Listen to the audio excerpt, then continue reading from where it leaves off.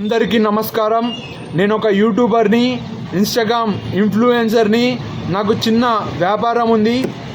నేను వచ్చేసి ఈసారి ఎలక్షన్లో కౌన్సిలర్గా నిలబడే అవకాశం ఉంది. మా ఏరియా పేరు వచ్చేసి భీమ్నగర్ రెవెన్యూ కాలనీ. నేను ఏమీ ఆశించట్లేదు, జస్ట్ ప్రజా సేవ చేయాలనుకుంటున్నాను. కాబట్టి నిలబడితే పక్కా ఓట్లు వేయాలి మీరు.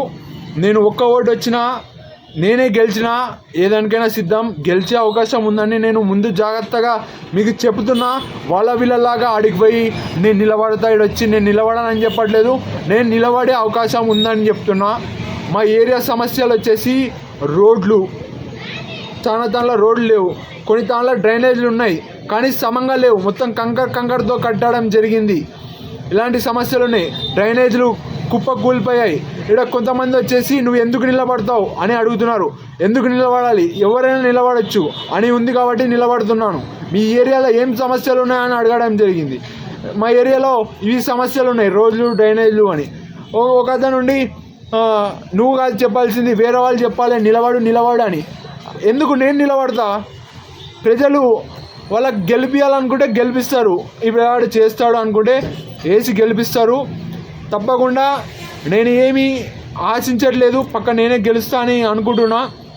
రేపు ఒక్క ఓటు వచ్చినా, నేనే గెలిచినా పోటీ చేసే ఆస్కారం మాత్రం ఉంది. ఎవరికి నచ్చినా నచ్చకపోయినా రెడీగా ఉండండి.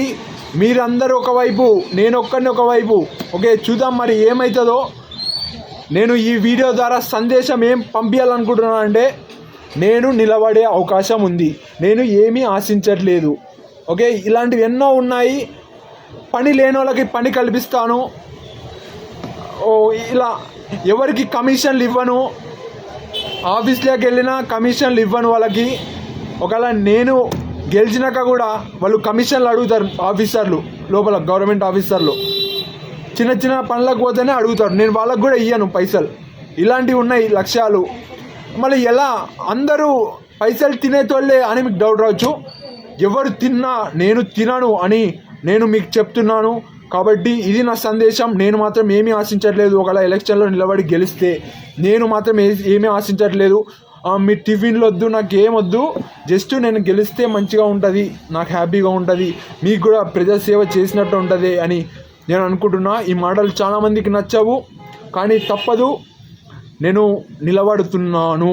ఎవరికి నచ్చినా నచ్చకపోయినా ఓకే, నిలబడే అవకాశం ఉంది. ఎందుకంటే ఆడ మళ్ళీ రిజర్వేషన్లు ఉంటాయి కాబట్టి నిలబడే అవకాశం ఉందని ముగిస్తున్నా. ఇది నా సందేశం. Thank you.